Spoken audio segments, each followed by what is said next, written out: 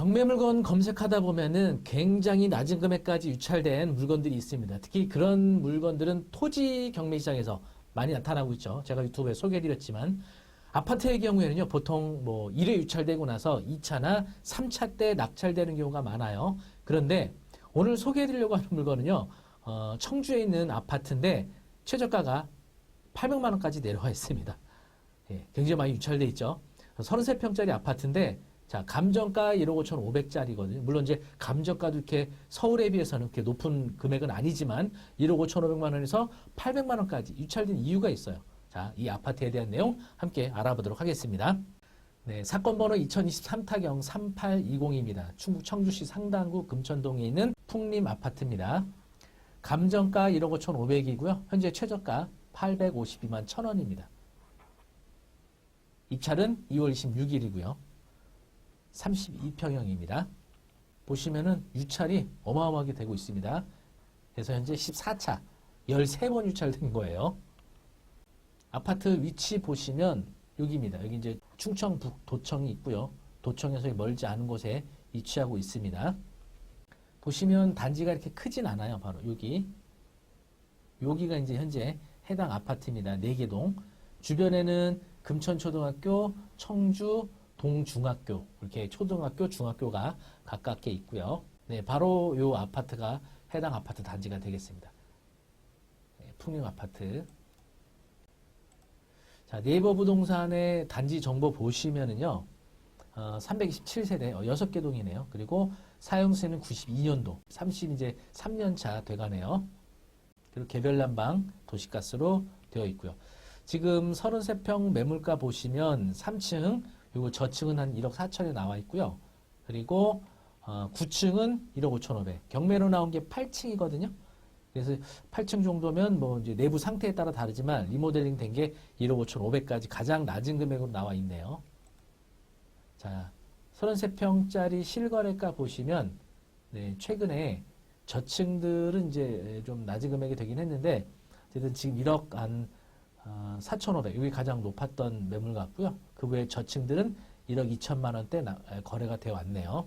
자, 권리 분석에서 가장 중요한 건 뭐냐면 이제 대항력 여부죠. 특히 주거용 부동산의 경우에 제가 이제 여러 번 말씀드렸지만 대항력이라는 것은 주택임대차 보호법 제3조에 근거하고 있는 것으로서 대항력이라는 것은 새로운 소유주에게도 자신의 임차인의 권리를 주장하는 거죠.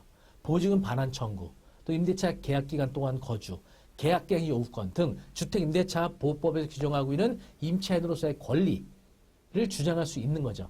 대항력을 주장하려면 두 가지가 필요하거든요. 주택인도와 주민등록. 이 두 가지 요건을 갖춰야 새로운 소유주에게 임차인의 권리를 주장하는 거예요. 전입신고 안 하면 이런 대항력 주장을 못하는 거죠. 그런데 이 경매 절차에서는 한 가지 요건이 더 필요해요. 바로 말소 기준되는 권리보다 앞서서 대항력 요건을 갖춰야 돼요. 쉽게 말하면 근저당이나 가압류 설정보다 임차인의 전입이나 주택인도가 앞서야 돼요. 근저당이나 가압류 설정된 이후에 전입이나 주택인도가 이루어지게 되면 임차인은 경매 절차에서 대항력을 주장하지 못하는 거죠. 경매 절차에서의 대항력이라는 건 낙찰받은 사람에게 임차인의 권리를 주장할 수 있느냐, 이런 걸 말하는 겁니다. 다시 말하면 낙찰받은 사람에게 내 보증금 반환해달라, 또는 내 남은 계약기간 거주하게 해달라, 이런 요구권인데 이 대항력인 임차인은 선택을 할 수가 있습니다.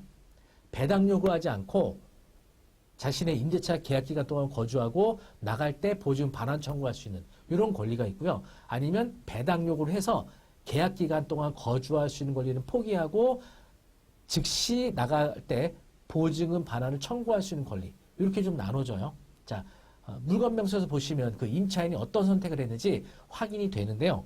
자, 보시면 최선순위 설정 2023년도 3월 3일 가압류죠. 이게 바로 말소 기준이 되는 겁니다. 그리고 전입신고된 허모씨 보시면 여기 정보 출처 부분에 권리신고라고 되어 있죠. 이 임차인은 법원에다가 자신의 권리신고를 한 겁니다. 그리고 여기 보시면 배당 요구 여부에 여기 날짜가 써 있죠. 2023년도 8월 28일. 바로 임차인은 이때 배당 요구를 한 겁니다. 권리신고와 배당 요구를 한 거예요. 임대차 기간 나오죠. 보증 1억 3천만 원입니다. 전입신고는 2015년 10월 15일이에요. 여기 말소 기준하고 비교해보면 어때요? 전입이 빠르죠. 바로 이런 경우에 임차인은 대항력을 주장할 수 있는 겁니다. 확정일자도 받았고요.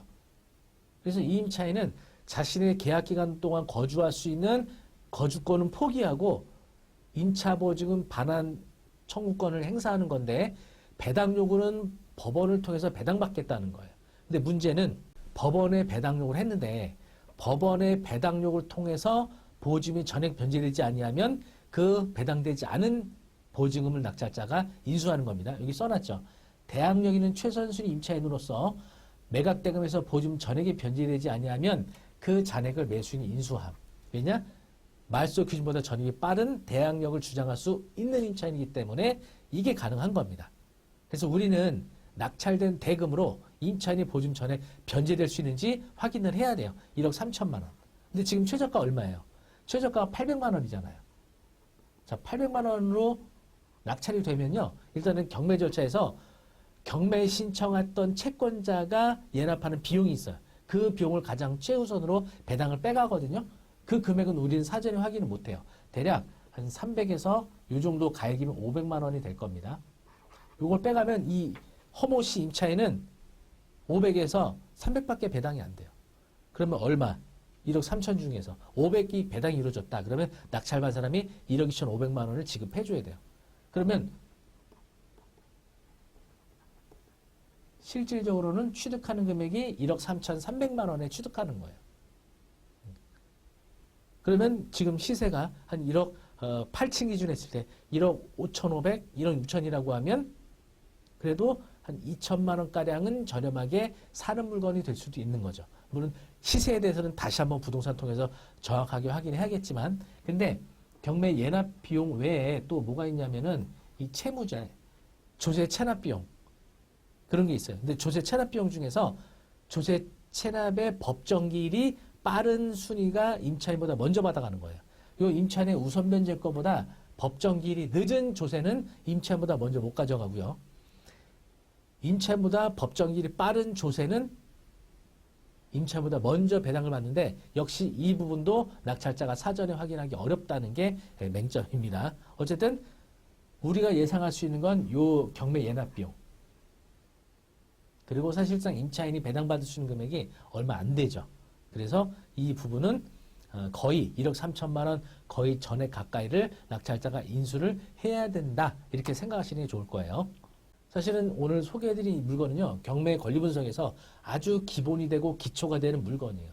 그런데 이런 물건에 입찰해서 낙찰받은 다음에 대금 인합한 사람이 은근히 많이 있습니다. 물론 이때 입찰 보증금은 얼마 안 돼요. 이거 입찰하는 보증금은 80만 원밖에 안 됩니다. 그래서 설령 대금 인합하더라도 손해보는 금액이 크진 않지만 이런 것들을 생각하고 입찰을 하셔야 될 거 아니에요. 기본이 되는 권리 분석이거든요.